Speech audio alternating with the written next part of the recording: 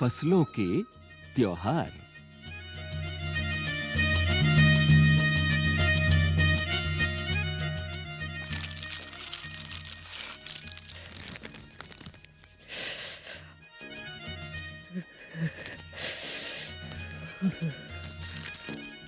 सारा दिन बोरसी के आगे बैठकर हाथ तापते हुए गुजर जाता है। कहां तो खिचड़ी के समय धूप में गर्माहट की शुरुआत होनी चाहिए, और यहाँ हम सूरज के इंतजार में आस लगाए बैठे हुए हैं। पूरे 10 दिन हो गए, सूरज लापता है। आज सुबह तो रजाई से निकलने की हिम्मत नहीं हो रही थी।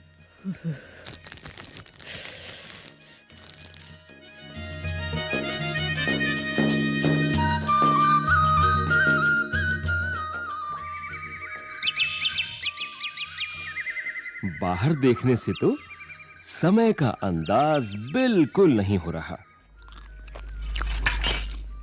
लेकिन घर में हो रही चहल-पहल अब पता चल रही है। रह रहकर कानों में कभी चांपाकल के चलने और पानी के गिरने की आवाज, तो कभी किसी के हांक लगाने की आवाज आ रही है।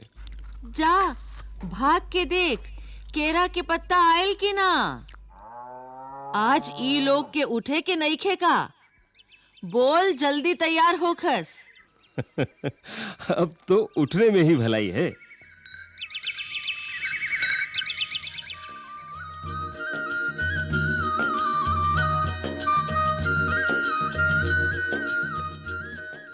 नहा धोकर हम सभी एक कमरे में इकट्ठा हुए।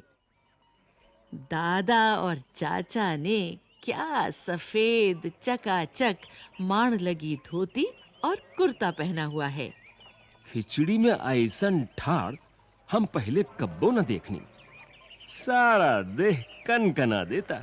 पापा ने कहा, शायद आज धोती में उन्हें ठंड कुछ ज्यादा लग रही है। सामने मचिया पर खादी की सफेद साड़ी पहने हुए दादी बैठी थीं।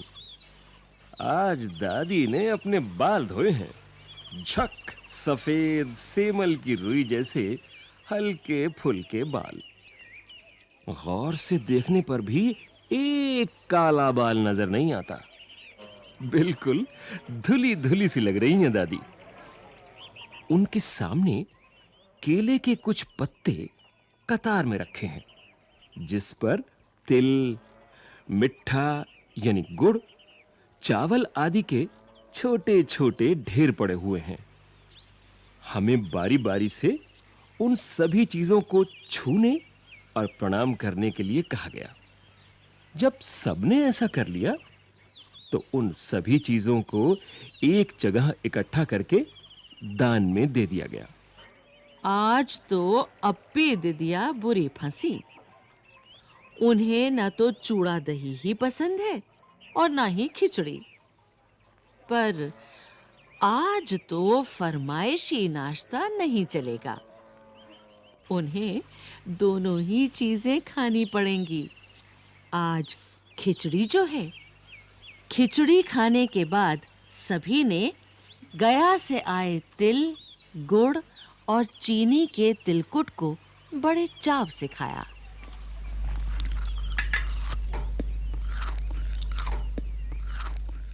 खाते-खाते मैं सोच रही थी कि कितनी अलग है ना ये खिचड़ी जो अभी हम मना रहे हैं। स्कूल में हम जो खिचड़ी मनाते थे, उसकी अलग ही मस्ती हुआ करती थी।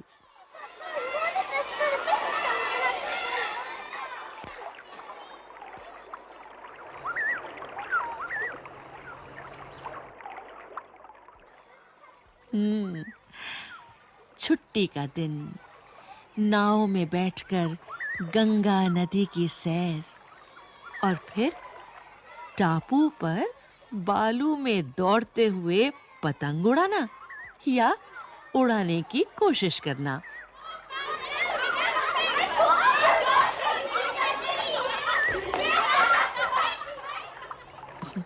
कितना मजा आता था।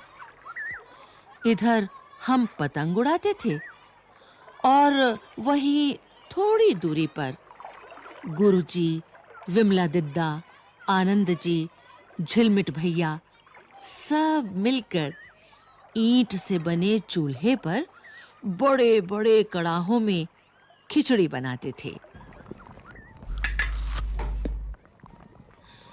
हम भी बीच-बीच में अपनी पतंगों को सुस्ताने का मौका देते हुए मटर और प्याज छीलने बैठ जाते। वैसी खिचड़ी फिर दोबारा खाने को नहीं मिली। वाकई ढंग कैसा भी हो, पर है ये खुशियों का त्योहार।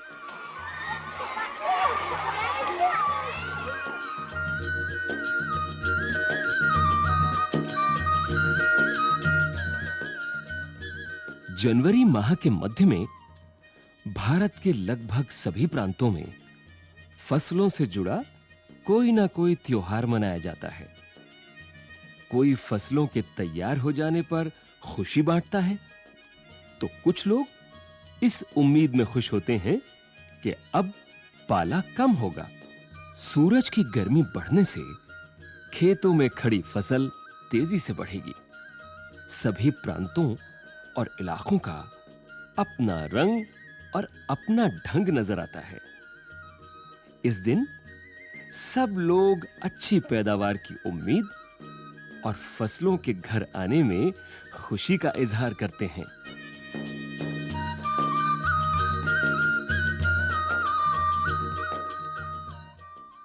उत्तर प्रदेश, बिहार, मध्य प्रदेश में मकर संक्रांति या तिल संक्रांत, असम में बिहू, केरल में ओणम, तमिलनाडु में पोंगल, पंजाब में लोहड़ी, झारखंड में सरहुल, गुजरात में पतंग का पर्व सभी खेती और फसलों से जुड़े त्योहार हैं। इन्हें जनवरी से मध्य अप्रैल तक अलग-अलग समय मनाया जाता है।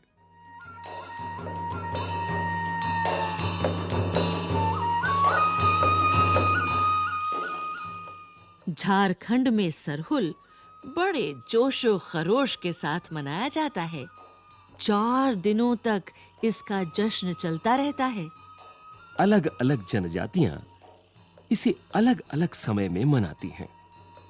संथाल लोग फरवरी मार्च में, तो ओरांव लोग इसे मार्च अप्रैल में मनाते हैं।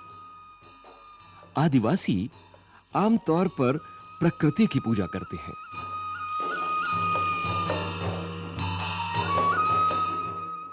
सरहुल के दिन विशेष रूप से साल के पेड़ की पूजा की जाती है। यही समय है जब साल के पेड़ों में फूल आने लगते हैं और मौसम बहुत ही खुशनुमा हो जाता है। स्त्री पुरुष दोनों ही ढोल मंजीरे लेकर रात भर नाचते गाते हैं।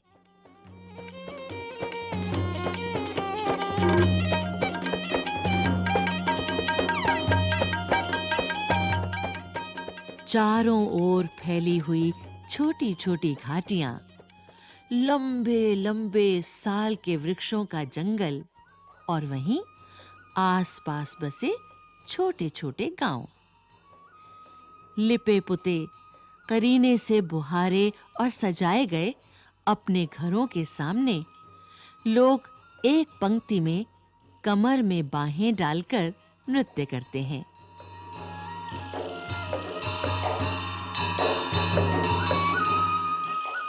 अगले दिन वे नृत्य करते हुए घर-घर जाते हैं और फूलों के पौधे लगाते हैं। घर-घर से चंदा मांगने की भी प्रथा है, पर चंदे में मालूम है क्या मांगते हैं? मुर्गा, चावल और मिश्री।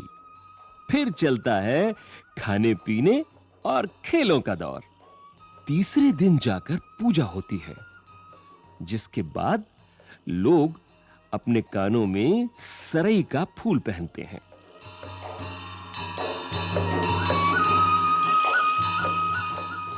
इसी दिन से वसंत ऋतु की शुरुआत मानी जाती है। धान की भी पूजा होती है। पूजा किया हुआ आशीर्वादी धान अगली फसल में बोया जाता है।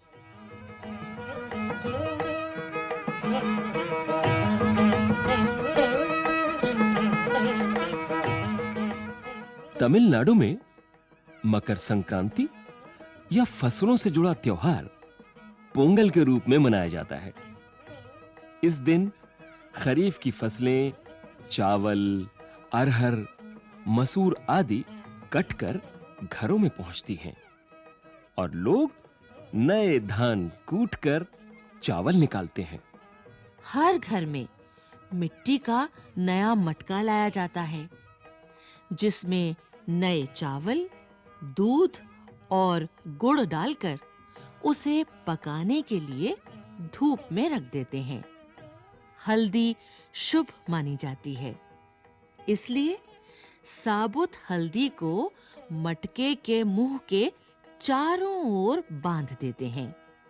ये मटका दिन में 10:30 से 12 बजे तक धूप में रखा जाता है। जैसे ही दूध में उफान आता है और दूध चावल मटके से बाहर गिरने लगता है, तो पोंगला पोंगल, पोंगला पोंगल यानी खिचड़ी में उफान आ गया के स्वर सुनाई देते हैं।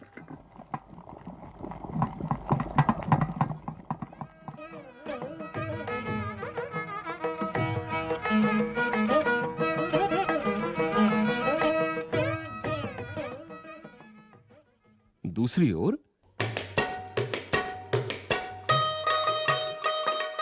गुजरात में पतंगों के बिना तो मकर संक्रांति का जश्न अधूरा ही माना जाएगा। इस दिन आसमान की ओर यदि नजर उठाएं तो शायद हर आकार और रंग रूप की पतंगें आकाश में लहराती हुई मिलें। प्रत्येक गुजराती, चाहे वो किसी भी धर्म, जाति या आयु का हो, पतंग उड़ाता है। हजारों लाखों पतंगों से सूर्य भी ढक सा जाता है।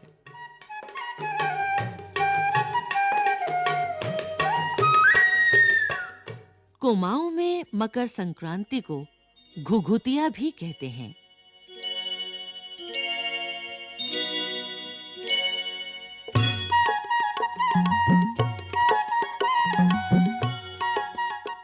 इस दिन आटे और गुड़ को गूंथकर पकवान बनाए जाते हैं।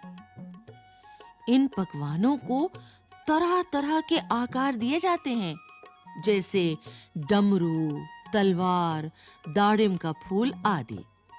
पकवान को तलने के बाद एक माला में पिरोया जाता है। माला के बीच में संतरा और गन्ने की गंडेरी पिरोई जाती हैं। ये काम बच्चे बहुत रुचि और उत्साह के साथ करते हैं। सुबह बच्चों को माला दी जाती है। बहुत ठंड के कारण पक्षी पहाड़ों से चले जाते हैं। उन्हें बुलाने के लिए बच्चे इस माला से पकवान तोड़-तोड़ कर पक्षियों को खिलाते हैं और गाते हैं। कौवा आओ, घुघुत आओ, ले कौवा बड़ाओ, मकै दे जा सोने का घड़ाओ। खा ले पूरी, मकै दे जा सोने की छुरी। इसके साथ ही जिस चीज की कामना हो वो मांगते हैं।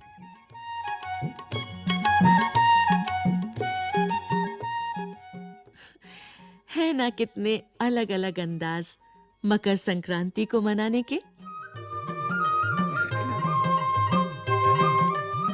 कहीं दूध, चावल और गुड़ की खीर बनती है, तो कोई 5 प्रकार के नए अनाज की खिचड़ी बनाता है। कहीं-कहीं लोगों का सैलाब नदी में स्नान के लिए उमड़ पड़ता है। लोग ठंड से ठिठुरते रहेंगे, पर बर्फीले पानी में कम से कम एक डुबकी तो जरूर लगाएंगे।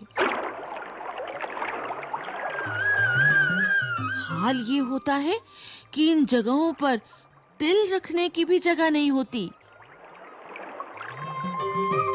तिल से याद आया, मकर संक्रांति के दिन पानी में तिल डालकर स्नान करना, तिल दान करना, आग में तिल डालना, तिल के पकवान बनाना विशेष महत्व रखता है।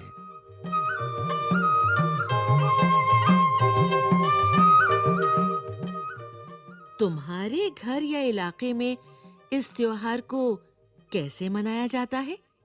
इसे खिचड़ी, पोंगल, मकर संक्रांति या कुछ और कहा जाता है? या तुम फसलों से जुड़े कोई और त्योहार मनाती हो? यदि तुम आपस में बात करो तो तुम्हें ये जानकर हैरानी होगी कि कई बार एक ही इलाके में रहने वाले लोग भी इस त्योहार को अलग-अलग ढंग से मनाते हैं।